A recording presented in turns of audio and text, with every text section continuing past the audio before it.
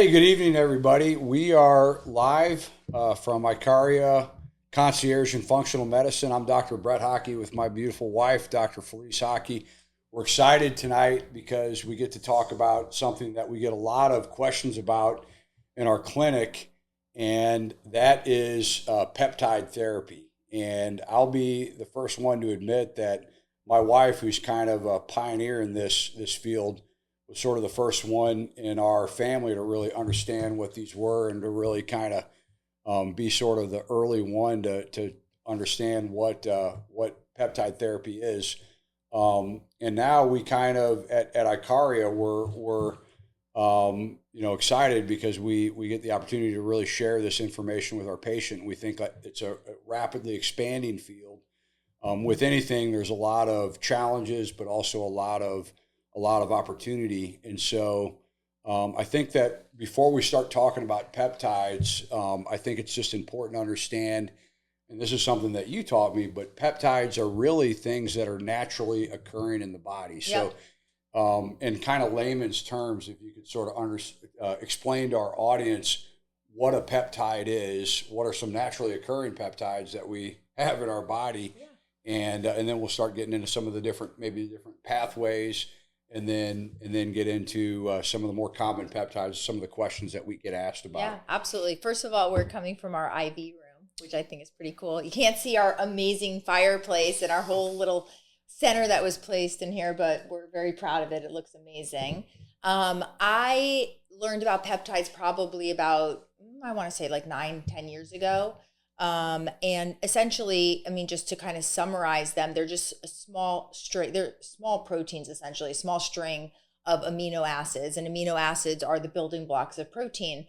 And depending on the nomenclature, you hear different criteria for a peptide, but they're usually about 30 to 50 amino acids in sequence, in length.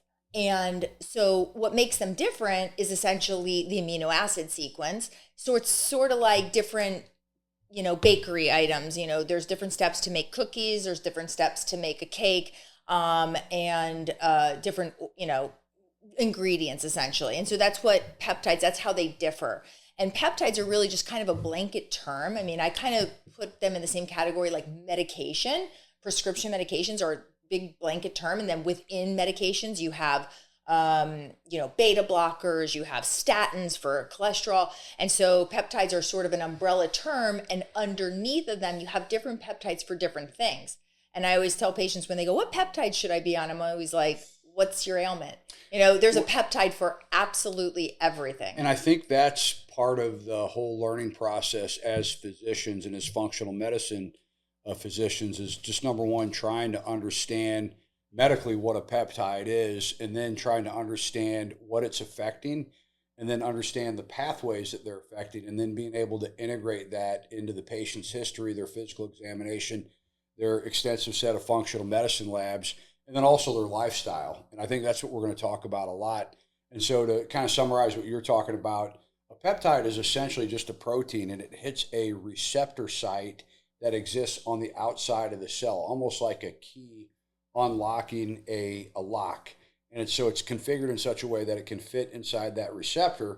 And then that interaction, that peptide hitting the receptor, unlocks what we call an entire biochemical cascade. So it basically amplifies a lot of these different cell signals that occur inside the cell. Most of the time, that's the way peptides act.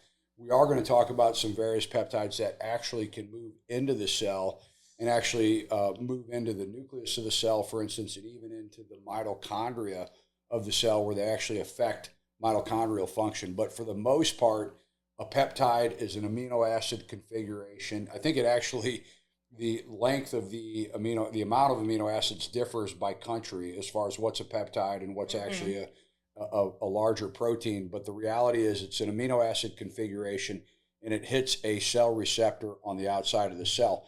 And I think the important thing for clinicians, we're not going to hit too much on this tonight, but the important thing I think for clinicians to understand is there are various types of cellular pathways within the cell that affect a peptide can affect. And some of those things might be like mTOR or something like AMPK, We hear a lot about like NRF2 or PGC1 alpha. There are different types of mitochondrial biogenics, or the glutathione redox pathway. So there's all these different things. We're not going to talk a lot about that tonight, but I think to the clinician, it is important to understand those pathways and also understand what you're trying to affect in the patient. So you might have a patient that doesn't have any problem with losing muscle as they age, but maybe they have more inflammation. You might have another patient that has a real issue with muscle loss and frailty and really doesn't have a problem with inflammation. Some people are more predisposed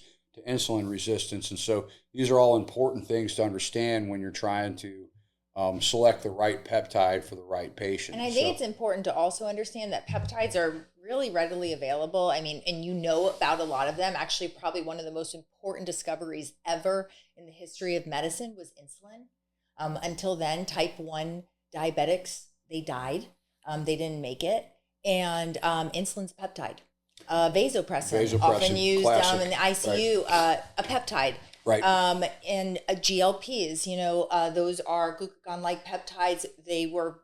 I actually think they put peptides on the map because now everyone knows that term. And that was Ozempic and Mounjaro and the weight loss peptides. But you actually have them naturally occurring at your gut level. And so you have peptides circulating in your body. Again, they are essentially small proteins, although it's really a misnomer to call them proteins because proteins are long strings of amino acids folded upon themselves. So right. It's important to understand that it's simply just the amount of amino acids in the sequence that determine the difference between a peptide and an amino acid. And honestly, is it 50 in the United States? I don't even know. Is it 100? 30 to 50 is what I hear constantly. So the cutoff for a peptide is 30 to 50 amino acids. For instance, hemoglobin is 586 amino acids in sequence that then codes for a three-dimensional molecule that allows us to deliver oxygen to our tissues more effectively. But there again, it's just the amount of amino acids that are going to determine the difference between a peptide right, exactly. and a protein. But you mentioned something that I wanted to, and it's pretty low-hanging fruit, is the most common peptides that I think we get asked about are going to be your terzepatides, your semaglutides, and your retatrutide, which is the third generation GLP, which has glucagon in it. But just generally speaking, how does terzepatide or semaglutide work? And then we can maybe talk about a little bit about how we view those, how we talk about them with patients, the pros and the cons, and the shortcomings and the advantages, et cetera. But just generally speaking, how do they work? So your semaglutide is really a first generation GLP, and they call them GLPs, but that's it's a little more nuanced than that. But essentially, your semaglutide, which is branded as Ozempic, and it's also that's for diabetics. That's the FDA approved GLP for diabetics. And then Wegovy is semaglutide, but it is FDA approved for weight loss.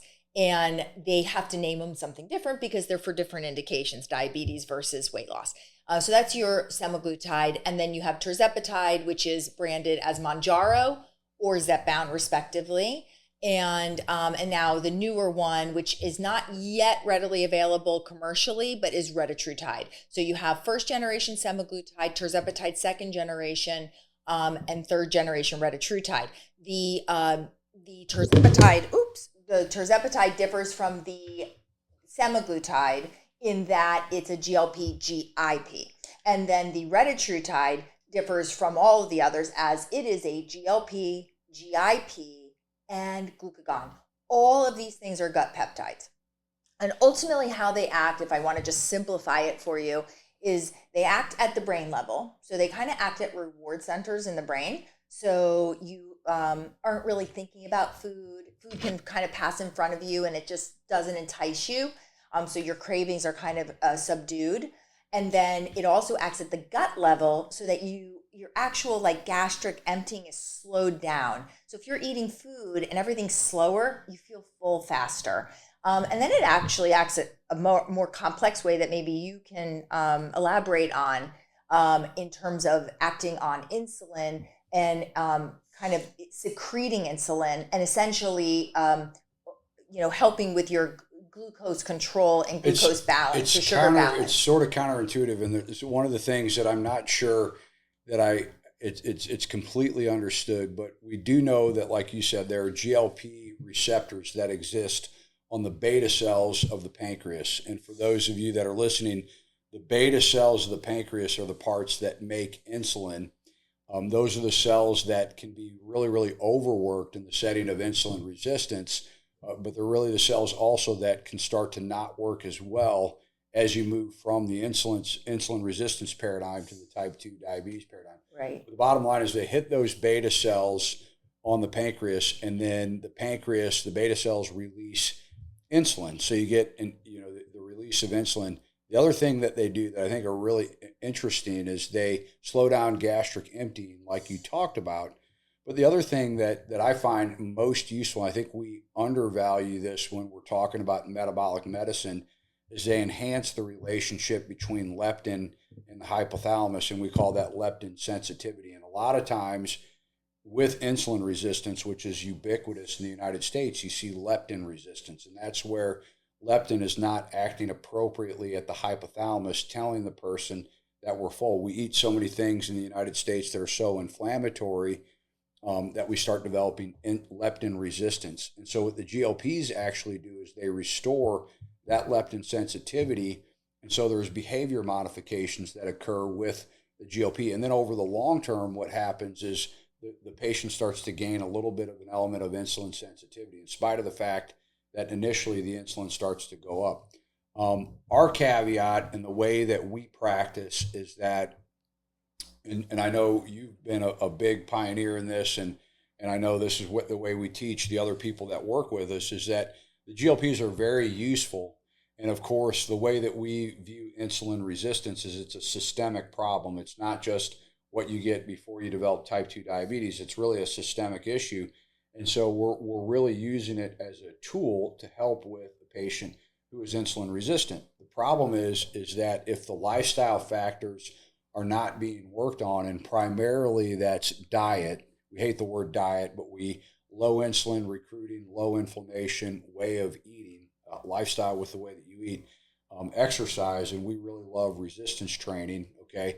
But exercise in general, cardiovascular, and then resistance training, sleep, which is a tough one, but at least working on sleep patterns, and then stress, which I know is tough, especially for us in the United States. But diet, exercise, sleep, stress, if those lifestyle patterns aren't being worked on, and all we're doing is pushing the GLP, what happens, especially when we go to those higher doses, is you can actually start to lose more muscle than fat, and you actually can lose more bone density. The patient then comes off the GLP, they haven't modified their behavior, and they're actually metabolically more unhealthy than when they went on the GLP. So I think that's the caveat, and I think it's important to understand that the GLPs have use, they have a play, but it's like anything else. They become more and more useless if those lifestyle factors aren't actually being worked on and aren't in play. And with us, that's central to our practice. Yeah, and I think they've garnered some negative press because obviously the news loves to display all the negative aspects of them, and there's some incredibly positive aspects of them if they're used properly. And I feel like the guidelines and the guidance that comes with them needs to be sound. And what I usually tell my patients, and I've actually experienced the GLPs, I've been on them, you've tried them before. And in the beginning, I was like, wow, look at me, I'm losing weight, et cetera. And I was a good 15, 17 pounds heavier than I am now. And I was really excited. And when I would get on an InBody, which shows your body comp, I saw I was losing muscle. And I was like, wait, what's that? No one told me this was going to happen. Like, stop the presses. And I had to kind of rebuild the muscle. I had to calibrate how I approach the GLPs. And now, having experienced it myself and having seen other patients go through it years ago when we first started using them with patients, I usually now recommend using the lowest effective dose, and sometimes microdosing. Even starting under the starting dose is great.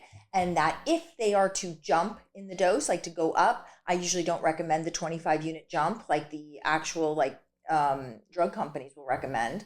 I don't recommend that. I usually, on the compound level, you have the option of going up incrementally. I usually recommend 5 to 10 unit jumps. and then just gauge your symptoms and gauge the way you feel. And I always say your litmus test is if you can eat protein. Okay, if you cannot get in protein and you are not eating, you are on too high a dose. The key is to find a dose where you're not grabbing, cookies and overeating, but a dose where you can get in good food, you can get in enough protein. That is the key. And I'll tell you what, when people do it that way, and you and I have both seen it on our InBody scale, these patients will build beautiful muscle with the right lifestyle habits, obviously, weight training, etc., protein intake, and lose body fat entirely. They will not lose muscle if they do it right. What a great point. And of course, we're doing two things. We are enhancing their muscle mass. And we always talk about muscle as sort of the organ of functionality, especially as we age. And both men and women are predisposed to what we call sarcopenia, which is the loss of muscle. And muscle is a tool in the armamentarium, one of the big tools in the armamentarium to maintain that metabolic health. Yeah. And so, what we tend to see with the GLPs is we see an increase if we're doing it correctly and we have enough protein. We can supplement with things like creatine, and there's a couple of the other peptides that we're going to talk about that can actually enhance muscle mass. And those patients are hormonally optimized. We'll see a loss of fat and we'll see a gain of muscle. And that's really an exciting thing to see. It's difficult for a professional athlete to do that at the age of 25. And when you see a 65-year-old do it, it's quite impressive. And so when you get that balance just correct, you see those things happen. And so you see that increase and the decrease. So I think that the GLPs are a great way to start. But one of the things that I've become really, really interested in is really understanding brain health and really kind of understanding the mitochondria. Mm-hmm. There's all kinds of data out there and thoughts out there that when we say insulin resistance, which is the cell's inappropriate response to insulin signaling, there's a direct relationship between insulin resistance and mitochondrial dysfunction. And for those in the audience who don't have a science background, the mitochondria is an organelle in the body that is essential. It helps us make ATP, and ATP is the energy currency of the body. And so the mitochondria is this little organelle. It's what we call the powerhouse of the cell. And it's basically it's essentially the currency. It's what feeds all the other cellular processes, ATP, which is energy. So the more functional the mitochondria is, the more functional the cell is, and really the more functional the human is. And you can point to all these different disease states and you can see mitochondrial dysfunction. Alzheimer's is an example of that. Traumatic brain injury is an example of that. Cancer is a great example of that. There's really this idea that potentially cancer is as much, if not more, of a metabolic disease, a mitochondrial disease, than even a disease of the DNA. Although we're not oncologists or people that know a lot more about that subject than we do. But the point is that the healthier that your mitochondria is, the better that you're going to age as a human. And so there's a really neat peptide that you and I are both familiar with called MOTC. I'm looking at it right here. It's MOTCB4211. So it's obviously easier to say MOTC. And unlike the peptides that we've been talking about, MOTC actually moves into the cell, and it actually moves into the nucleus of the cell, and it binds to something called antioxidant response element. And that's a part of the DNA genome that is responsible for making what's called glutathione, and also it's responsible for making superoxide dismutase. And those are the two antioxidants that there's something in the mitochondria called the electron transport chain, which is essential for making ATP. It's got 5 complexes in it, and it's an assembly belt for electrons. And what happens with that is you develop what are called reactive electron leak, and then what are called reactive oxidative species. And it's essentially like waste products at the level of the electron transport chain. So what MOTC does is it binds the DNA, it binds something called antioxidant response element, which then tells the DNA to make more glutathione and superoxide dismutase, and you essentially clean the electron transport chain. The other thing that it does is it upregulates something that we talked about before called AMPK.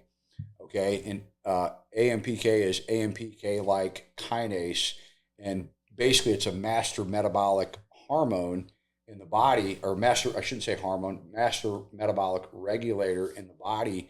And what it is responsible for is insulin sensitivity, what we call oxidation of fatty acids. So it's involved in nutrient sensing, if correct, I understand it correctly. correct. Yeah, Moving different, exactly. So we call that metabolic flexibility, the ability to take various types of nutrients and move them into the mitochondria and then convert ATP from those types of nutrients. And the more efficient your body is at doing that, the better, the more healthy the human is. So it upregulates AMPK.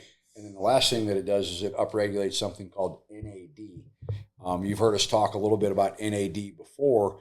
NAD is thought to be a longevity molecule. It feeds what are called sirtuins, and sirtuins are things that move up and down your DNA and regulate various aspects of turn certain genes on, turn certain genes off, and essentially NAD feeds those sirtuins. So MOTS-c is a really, really interesting thing. In short, it upregulates antioxidant, or it binds to antioxidant response element.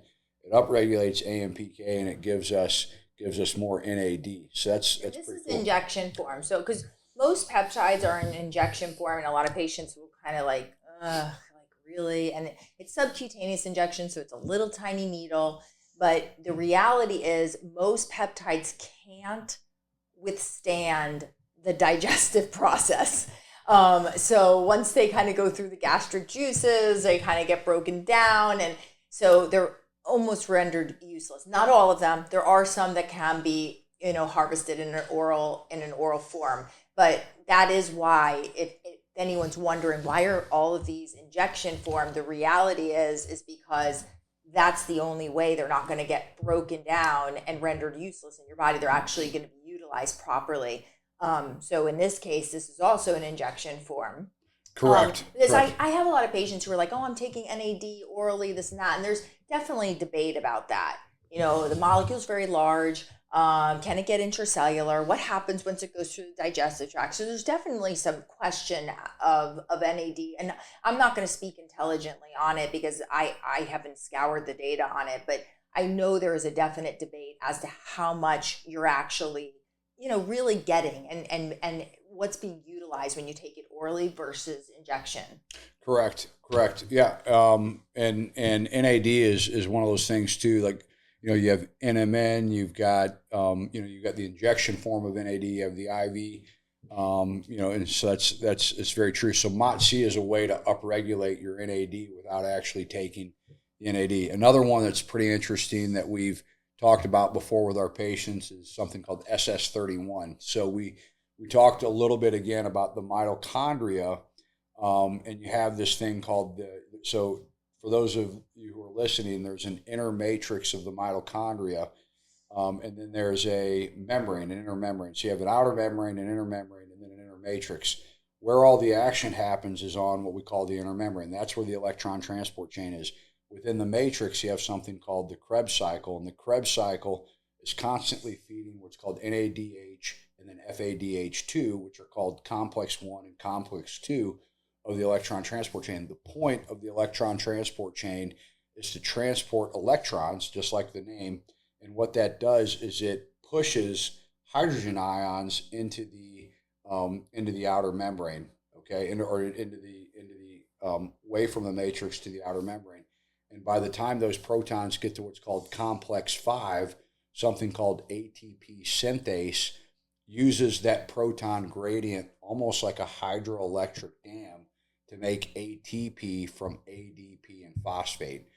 So what happens as we age with the electron transport chain is complexes 1 through 5 along that membrane start to deteriorate, and the proteins that exist that are primarily composed of cardiolipin, something called cardiolipin, begin to separate. You get reactive oxidative species, like we talked about before, damage, and they start to separate. What's interesting about SS31 is it reinforces the integrity of the entire electron transport chain.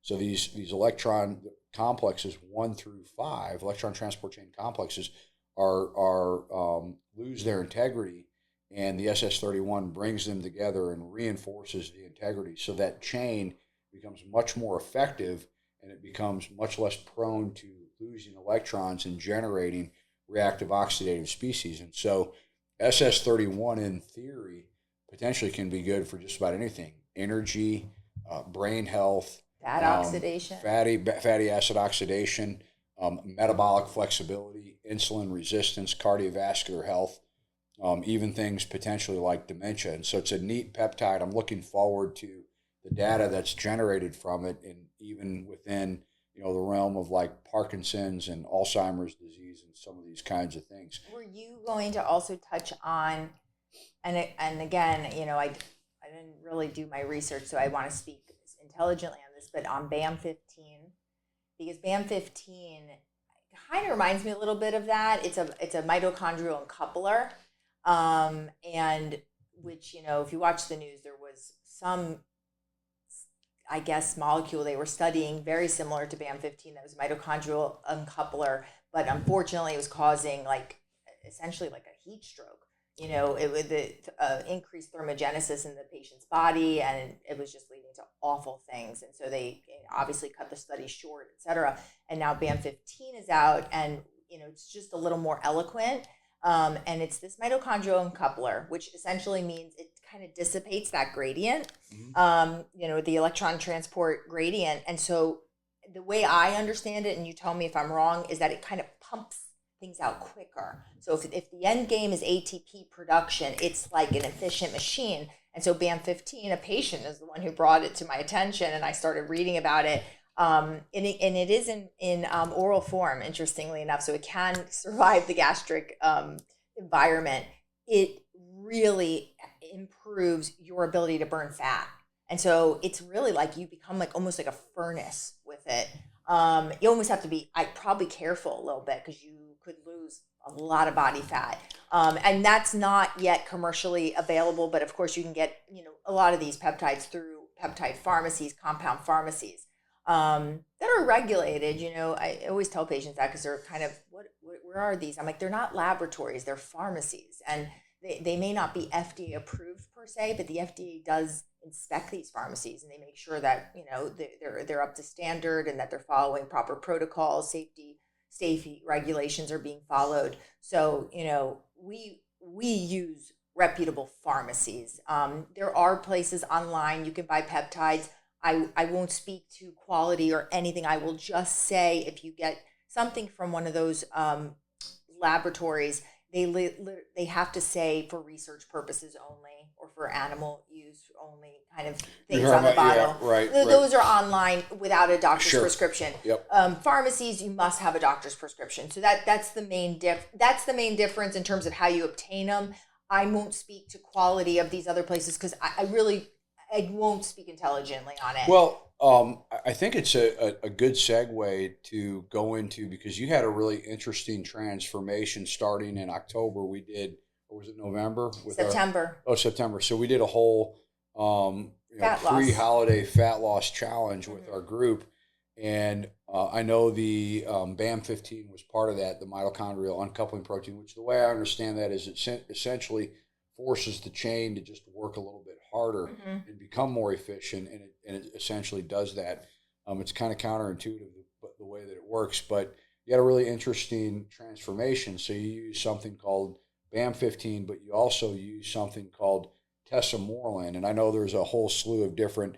There's ipamorelin, CJC1295, which is now a little bit more not as readily available, and historically we had samorelin.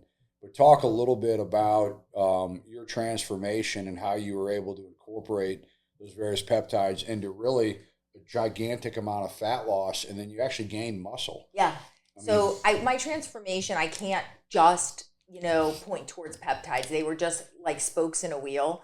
There was just a cascade of things that occurred in September, but what ignited it was we were going to do a big fat loss challenge, not a weight loss challenge, a fat loss challenge.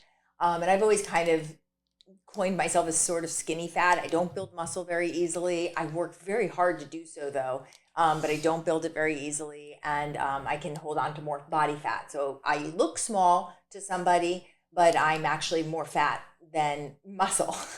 So that's what ignited it in September. I really cut back on alcohol significantly. significantly. I mean, it really did an overhaul in that arena. And again, I mean, not that we're, totally not drinking, advocating for total abolition of alcohol, but it is a mitochondrial toxin. Yeah. So it does the same thing that a, inflammatory diet or high insulin recruiting diet or no sleep or sugar, high amounts of high fructose corn syrup, it's toxic to the mitochondria. Yeah. So alcohol is one of those things. So that was a huge thing. That was, I think, a big catalyst. I also started walking. I got myself a Garmin and I just started kind of watching my steps.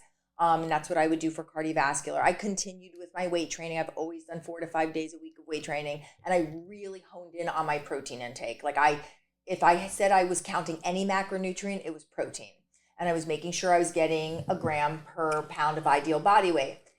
So those were kind of the main lifestyle factors. And then I started seeing patients who were very consistent with certain stacks of peptide. And by the way, stacks means you're kind of using multiple peptides for different uses. And I kind of was just really mesmerized by their body composition changes. And what I noticed was they were all kind of doing similar peptides and they were consistent. They had stayed at least 3 months on these peptides, most of them 6 months. Okay. And so I said, I'm going to try this stack. So I did essentially, in the way beginning, a microdose. And when I tell you the starting dose of the GLP is 25 units, that's the starting dose. It's very low. I was doing a 10 unit, 15 unit every 3 to 4 weeks. So not even every week.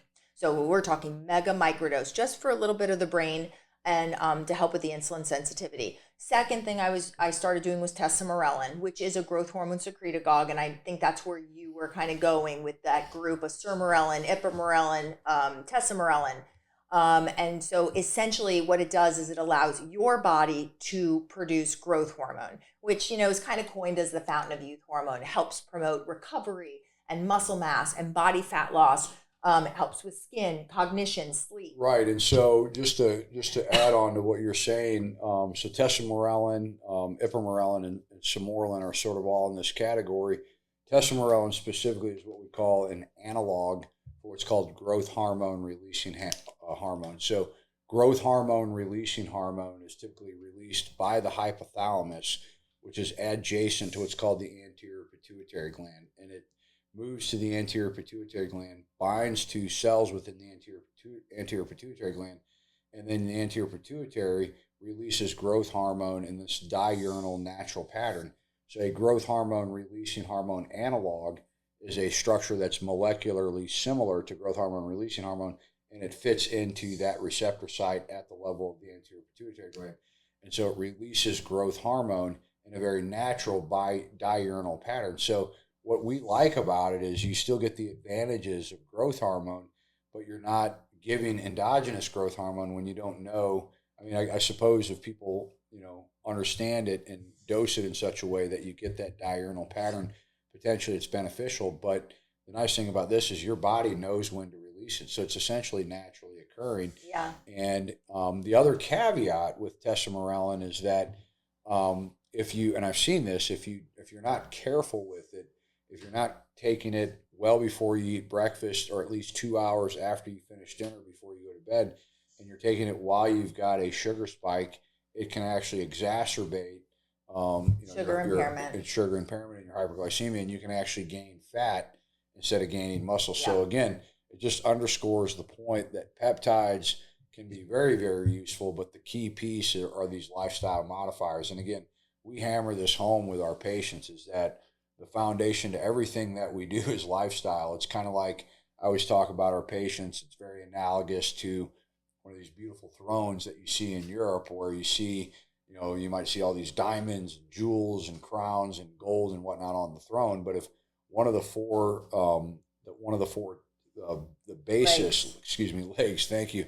If one of the 4 legs are out, then that throne becomes useless. In the same way in a human being, diet, exercise, sleep, stress. If that foundation is off and you're not at least working on those things, then the peptide or the hormone replacement therapy or the cardiovascular risk mitigation or the whatever we're doing, the omega-3 fatty acid, it becomes far less effective than if those lifestyle factors are in play. Absolutely. So your transformation, and just to tell the audience, it wasn't skinny fat. She's now 15% body fat, and she actually gained how much muscle in 3 months? Well, over 3 months, I probably gained approximately 4 to 5 pounds, but over a year, I've gained back 7 pounds. 7 pounds, and you have more muscle right now than you've ever had. Yes, right? I actually for years would look at other patients' body comps on the InBody scale, and I get very jealous, females in particular, not males so much, but I would be like, wow, look at her. She's in the teens of body fat percentage. I want to be in the teens of body fat percentage. I've never been in my entire life. Which by the way, a lean female is usually anywhere like 21 to 25%. That's a lean female. And, but these females that are like 17%, 18%, I mean, they're in an elite level. And I've always really admired that. And it takes a lot of work. It's very rarely just, it's just haphazard that they're that lean. It's usually work. And so I admired it and I always wanted it.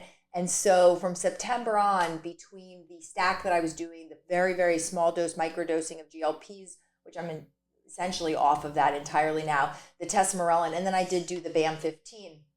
I went from my highest pounds of body fat were 29 pounds to essentially 16 pounds, which equated to about 15, 16% body fat, but with no muscle loss. So people will see me be like, you've lost so much weight. And I'm like, no, I've actually just gotten smaller because it's a testament to the fact that muscle is just dense, takes up very little space, and fat takes up more space. So to the eye, I just look like I've lost a lot of weight. But in reality, it's just body recompositioning, which is what we try to drive home to our patients. No, you're not trying to lose weight. You're trying to lose body fat. You're trying to body recomposition. And that really is the key to aging gracefully and maintaining that level of functionality that we're seeking.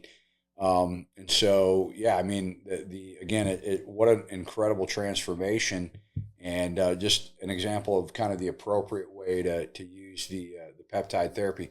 Last thing I think we should talk about, and I think this is what we get about I'm gonna guess. all the time. BPC. You got BPC 157. Or it's like PDA. It's a go-to peptide. A lot of people have heard of it. We sort of combine that with TB 500 and then copper tripeptide for the trifecta. BPC 157 is a 15 amino acid sequence that was isolated by I think it was Eastern Europeans. Lizard, right? It came from some sort of lizard. Well, but they found it in humans, and it's essentially a peptide that is present whenever you're trying the stomach's trying to heal an ulcer or some of these kinds of things. What it does is it moves into the cell and it upregulates all kinds of anti-inflammatory pathways. One of the pathways is something called vascular endothelial growth factor nitric oxide pathway. And so what we find is that not only does it help with joint pain, but it also helps with gut health and potentially even the blood-brain barrier. So brain health. Yeah. We just find that I noticed that I tore my patella tendon a couple of years ago, and when I stopped and I was doing my rehab, I started supplementing with BPC 157, and it was a game changer. And then of course copper tripeptide, you can combine it with copper tripeptide and TB 500, and it gives you this incredible combination.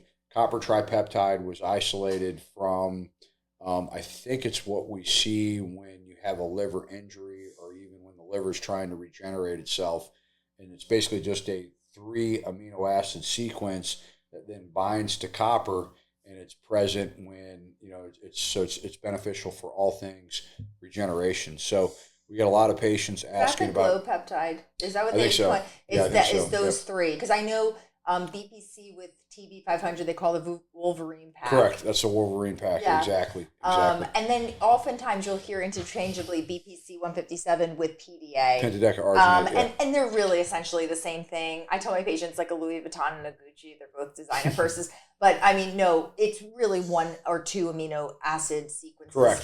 Different I think from each that other. my understanding, I don't know the exact amino acid sequence, but my understanding is that pentadecaarginate is actually even more stable. Yeah. Than BPC 157. And a little more tissue specific, I've heard as well. And we get some really interesting results. I had one patient that came to me, and he was, 35, no insulin resistance at all, ran a business, successful guy, but just super stressed, not sleeping, felt like he saw some of his buddies going on. He's 35, going on testosterone, which that's another thing that's a little bit off the rails right now. But so he thought maybe he had low testosterone and all these things. So we did a whole set of functional medicine labs on him, and there were two things that stood out. One is he had a TMAO, which is called trimethylamine nitric oxide, that was through the roof, and we know that that's a gut marker. It's something that the liver produces,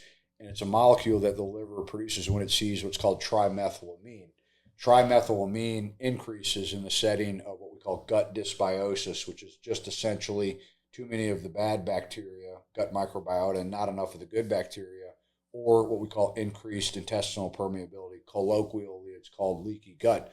And so his TMAO was one of the highest I'd ever seen, and he had a really high, highly sensitive CRP. His testosterone was in the mid-range. He had no insulin resistance, and he really didn't have a lot of bad cardiovascular risk factors. His thyroid looked okay. So all we did is we cleaned up his diet. I said, we're going to eliminate high fructose corn syrup. We'll eliminate sugar. We'll eliminate, all your processed food. We do an elimination diet, Whole30, low insulin recruiting, low inflammation diet.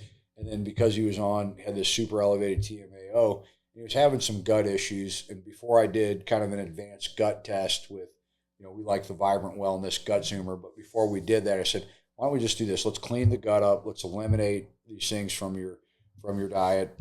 He also had super high cortisol, so we did a little adaptogenic herbs. And then I said, let's try some BPC 157. Well, he came back. His highly sensitive CRP went from 10 to 0.5, and his TMAO went from 95 to basically normal. Wow. And he goes, I feel incredible. And he was sleeping. He was eating clean, and that's all we had to do. It's like, okay, so we're done, So it just goes to show that again, the peptides, I think if there's anything that we want to take home tonight, one is that when we as physicians give a peptide, we want to understand some of the cascades that the peptides influencing, and some of the big ones are like mTOR, AMPK, PGC1 alpha, NRF2, mitochondrial biogenesis, et cetera, those kinds of things. But also, we want to make sure that we're selecting the right peptide for the right patient. So, of course, it's history, it's physical examination, it's comprehensive laboratory analysis, and then it's taking into consideration what does the patient want to do. We have 70-year-olds that like running triathlons. That guy might be a candidate for BPC 157. We have other 70-year-olds that really can't gain muscle. Those patients might be better for tesamorelin, et cetera. And then also understanding that the peptide is only as useful as the lifestyle change. Yeah, exactly. And that's really the key piece. Exactly. Keep your horse blinders off. We notice that too often in medicine. I think it kind of is a hot button topic for you and I, is that like, oh, let's just do testosterone. It's like, no. It has to be all encompassing. That it needs to be I always say every spoke of the wheel. If you're sick of me saying it, I'm sorry. I'm going to keep saying it, because I can't drive home that point enough, that it just can't be one singular lane that we are in. It really needs to be a comprehensive approach. Such an interesting concept, because the system really is sort of monetized. To quote, our good colleague Val Zudans, it's monetized to just sort of say, okay, the cardiologist sort of looks over here at the heart, the nephrologist looks over here at the kidneys, the endocrinologist looks over here at the hormones, the gastroenterologist looks at the gut, and the reality is the body operates as one system. So if I'm not metabolically healthy, I'm not going to be cardiovascularly healthy, and my gut's not going to be healthy, and my brain's not going to be healthy. We know that Alzheimer's is advanced insulin resistance of the neurons. So if you've got long-standing insulin resistance, your chances of developing dementia are really, really high. 50% of everybody that gets diagnosed with type 2 diabetes already has plaque in their coronaries.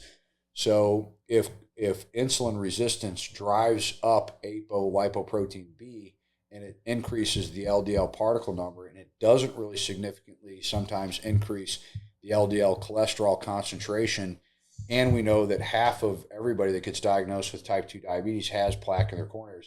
Why are we waiting for an A1C and a glucose to rise before we address the insulin resistance? And why are we not doing advanced lipidomic studies to figure out, hey, not only do you have insulin resistance, but your particle number's through the roof. your LDL cholesterol concentration might look okay, but your triglyceride to HDL ratio is mildly elevated and your LDL particle number is outrageously high. And these are all things that we need to address. Well, so and again, this is why we're doing what we do. We're in a system that doesn't reward time, doesn't reward access with a patient. So, so that's the problem. That's the problem.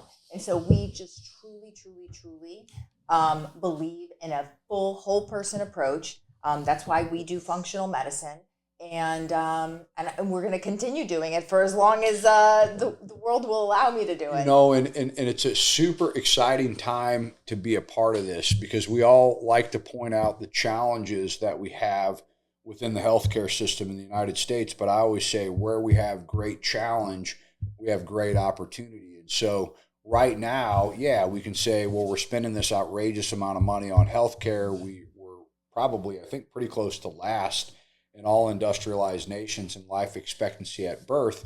But with that, I think that what we're seeing is we are seeing a little bit of an economic recalibration with the HSAs being promoted and those kinds of things. And I also think that the appetite for this kind of medicine and the visibility for this kind of medicine is significantly increasing in the United States. And so we're just positioning ourselves to be, to be able to be subject matter experts so that we can give this information to our patients. And what better investment to make for yourself than to age gracefully and age with a high level of functionality. And really, like like a lot of the different pioneers in this space have talked about, health span. So that's the length of time that you live where you have functionality and you don't have a lot of comorbidities. So again, peptides is just one of our, I think we're writing a codex right now, or essentially a book for our clinical, our basically a codex, and peptides are one of those things. But we get a lot of questions about them. We're excited about the opportunity to continue to learn about them. We only scratch the surface on them, unfortunately. With our patients. Yeah. Absolutely. So with that, thank you everybody for joining us. Come by and see us. We're Arcaria Concierge in Functional Medicine in Vero Beach, Florida. And everybody have a great night. Get ready for Valentine's Day. And we will see you next time. Oh, that's right. Bye. All right. We'll see you next time.